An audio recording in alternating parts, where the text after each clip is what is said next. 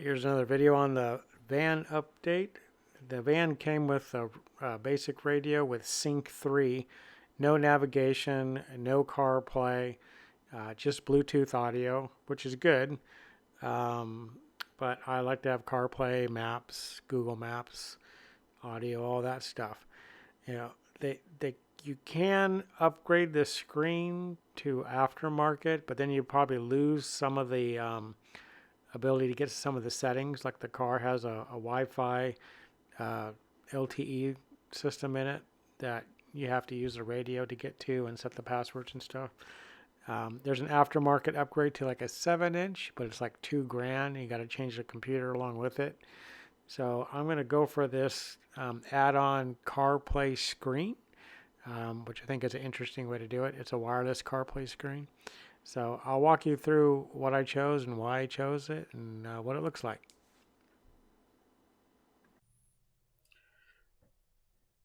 So this is the CarPro Go, and it comes with suction cup mount, which is just like the one I already have on my dash. It comes with a reverse camera, which I probably won't use, or maybe I'll use it out the side window or something. This is the cable for the reverse camera.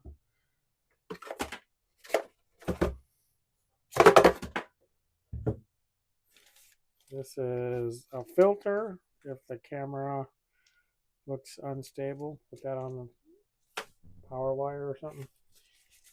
And this is a Bluetooth to aux in adapter. So if you don't have Bluetooth, you could use that.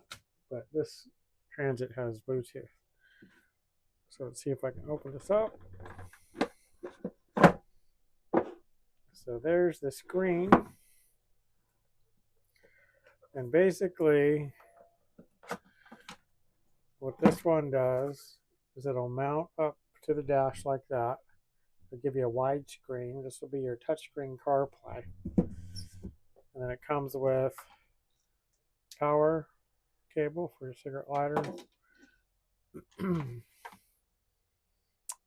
This is a USB-C to a standard USB-A. I think this is for updating it. If they do an update, you got to put on a USB stick.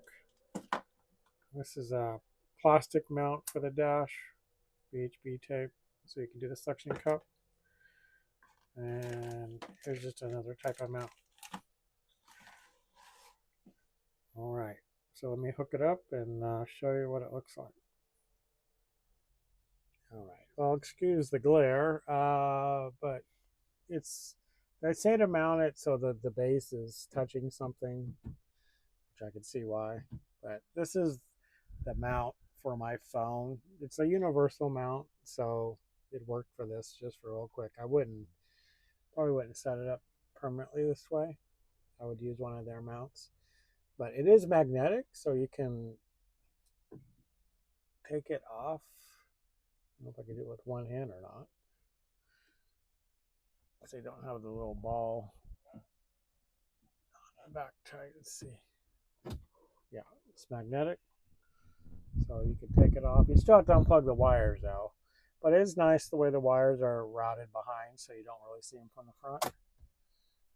All right, so we'll peel this off together. Woo. All right. Let's see.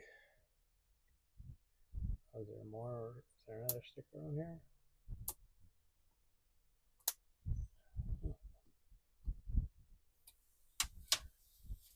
Okay.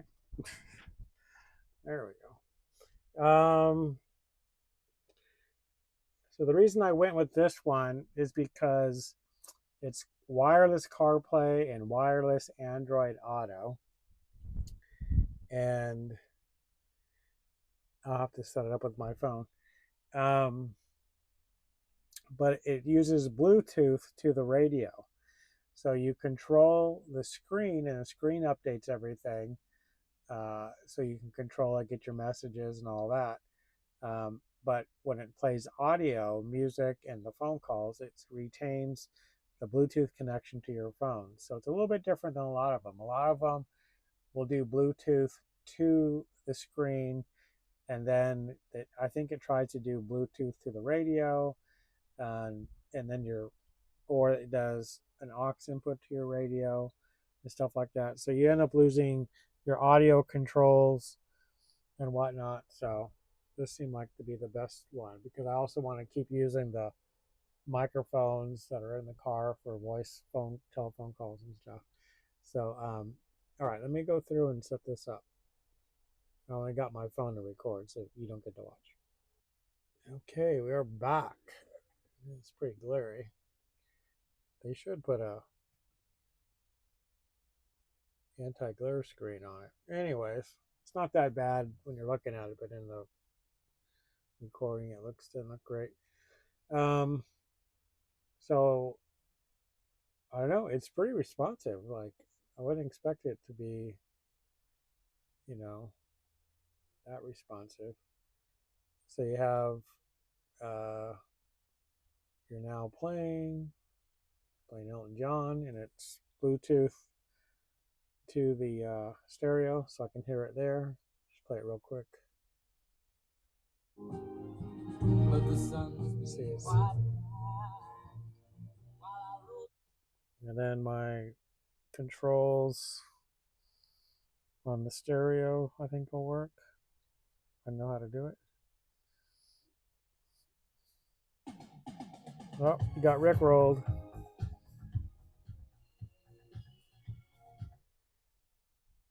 So you can mute it, unmute it. Okay. So that's pretty cool. So this is wireless CarPlay. So let me show you. I'm going to turn off the car. Let's see. I think I have to open my door.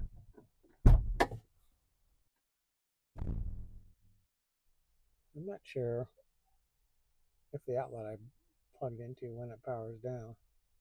Probably takes a few minutes. I'll turn the switch off. But tonight it comes with a little switch. Let me turn it off here. Okay. So I will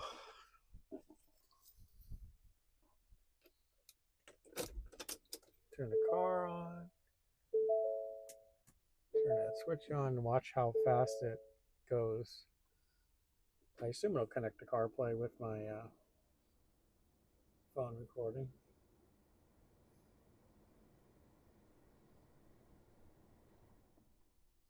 There you go. Boom. That's pretty fast, actually. Oh, getting rickrolled again.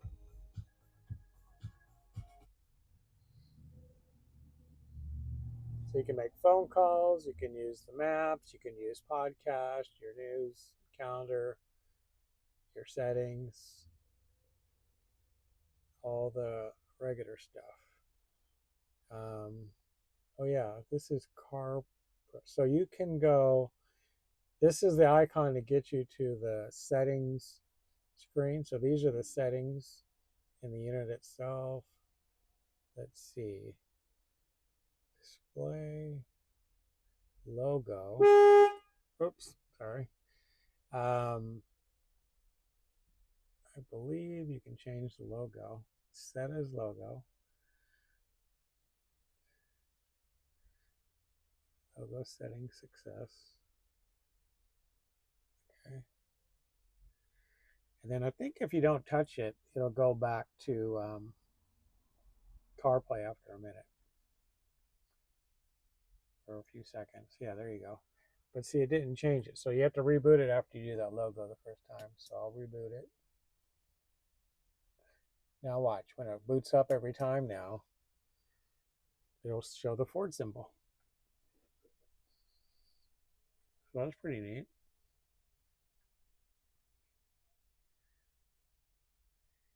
It's going right into CarPlay. And now there's the Ford symbol to get to the settings of the unit. So you see that. And you have FM transmitter. So this is the audio out to your car stereo. You have the dual Bluetooth Bluetooth display only, which is what I'm using. Um, and then you have FM. So if you don't have FM, I mean, if you don't have Bluetooth, you can transmit FM to an empty station on your stereo. Of course, it has to reboot, I guess. I don't really want to do that. You can use aux. So if you have an aux plug on your stereo, like an older radio, that, or you can use, excuse me, the speaker. It has a little speaker inside, but that's not any good. It'd be the speaker. So we'll go back to the Bluetooth.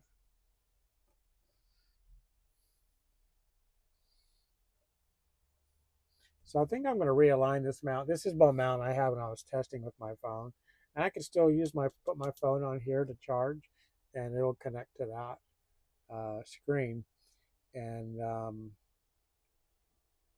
and play the audio through my phone. That was the big thing. So I'll have to test all the other stuff. If somebody texts me, can I answer back with Siri and all that kind of stuff. But yeah, so far it's pretty clean. I think you can do like split screens and stuff. Let me see if I can zoom out so you don't see where I live here. Let's see.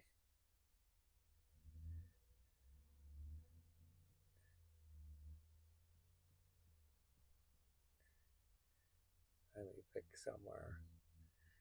Here we go. All right. So you can see how responsive it is. That's pretty good. Zoom in the Reading here.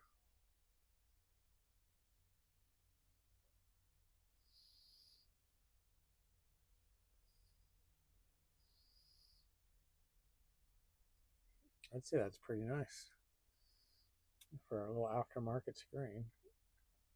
Let's see. There you go. You can do the split stuff. I haven't used CarPlay in a while because I have my Tesla. But anyway, yeah, this might save me the $2,000 from modifying the transit radio, because you have to pull this out. They have an 8-inch screen that would replace this. You have to pull the glove box and put in the entertainment CPU, which it's not wireless CarPlay either. So this might end up being nicer if I can secure the screen. I might use their mount and have it go across the top of this somehow and get it on there really snug. And so we'll see we'll give it a try. I tried it with just the phone, and I was getting text messages and not able to really respond. It wasn't very good way to do it. But we'll see.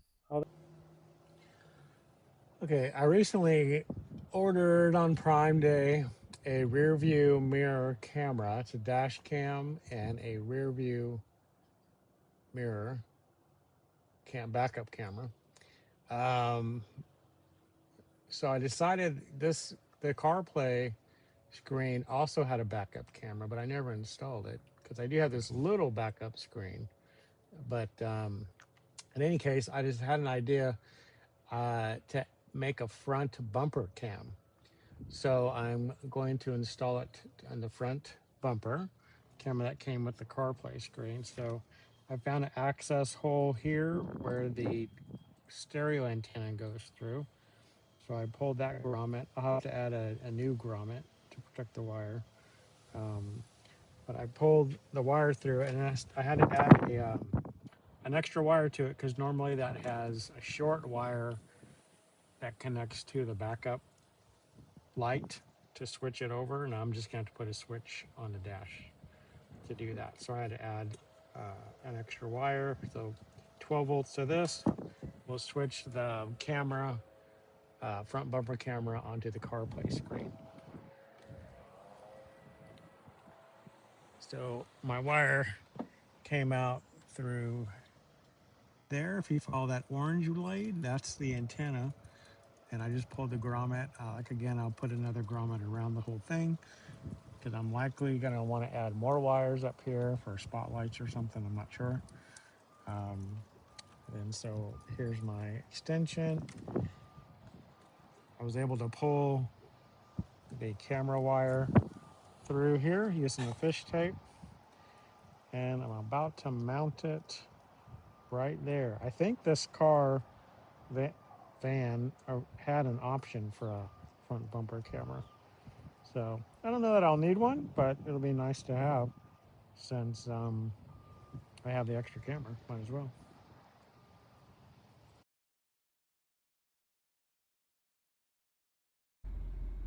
Okay, finally. So I have a rear view mirror monitor now. I gotta hook up the camera to the back, but this is dash cam. And since I got this also came with a rear view camera for backing up, but instead of putting it there, I decided to put it on the front bumper. And so normally you would wire it to your reverse lights, but since I didn't want to do that, I wired it to this toggle switch right here. I mounted there and puts 12 volts to it. So if I want to see in front of my bumper, if I'm parking something close or off-road, I can flip that switch and I can see the front bumper.